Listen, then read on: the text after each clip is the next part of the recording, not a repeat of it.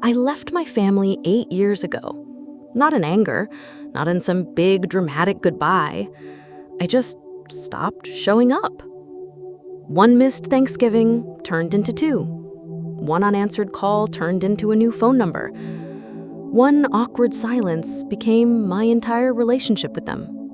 I told myself I needed space, that I was finding myself, that they didn't understand me. And maybe, at the time, that was partly true. But truth has layers. And the deeper truth is, I was afraid. Afraid to be vulnerable. Afraid to face my younger brother's disappointment.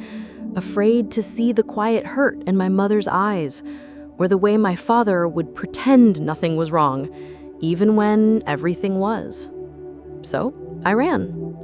Into cities, into jobs, into people who didn't know my past. I reinvented myself. Cool, capable, independent. And for a while, that illusion worked. Until it didn't. Last Christmas, something broke. I was standing in a crowded office party, glass in hand, fake smile on my face, when I saw an older man in the corner FaceTiming his daughter. He was laughing, eyes soft. She was showing him her Christmas tree, giggling from somewhere far away.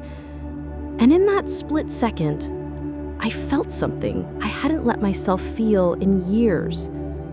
Longing, the kind that wraps around your chest and makes you forget how to breathe. I left the party early. That night, I didn't sleep. Instead, I opened up an old email draft I'd written to my mom 3 years ago and never sent. It was half-finished, scattered. I deleted it. And then I started fresh. I didn't write a long apology. I didn't explain everything. I just said, "Hi, Mom. I've missed you. I don't know where to start, but I'd like to try, if you're open to it."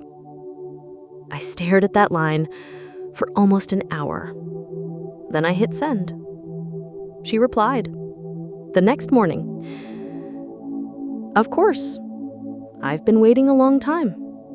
Rebuilding doesn't happen overnight. I wish I could say I showed up at the front door and there were hugs and pie and warm music playing, but it wasn't like that. I came back slowly. A phone call here, a short visit there, learning to talk again. Not about big things, but little ones. How her garden was doing, what my dad was watching on TV.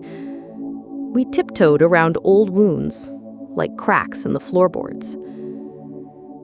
My brother was colder. He didn't say much, just nodded when I spoke, arms crossed.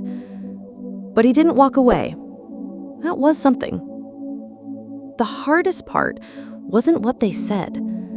It was sitting in their presence and realizing what I had missed. The smell of my mom's lemon hand soap, the clink of my dad's spoon in his coffee cup, the way my brother still scratched his wrist when he was uncomfortable. Time had passed, but it hadn't erased the love. It had only made it harder to reach.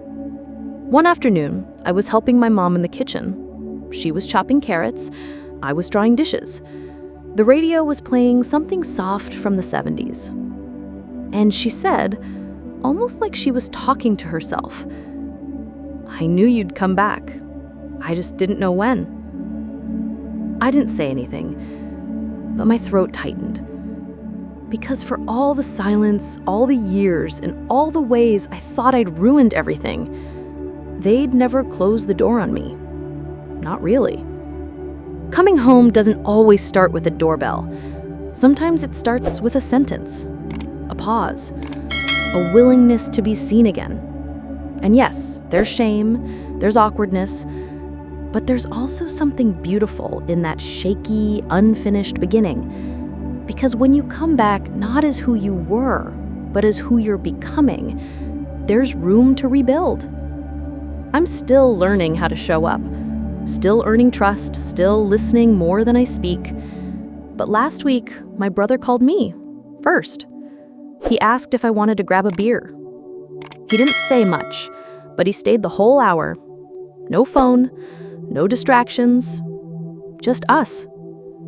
And in that quiet space, I realized I hadn't just come home, I'd been allowed back in.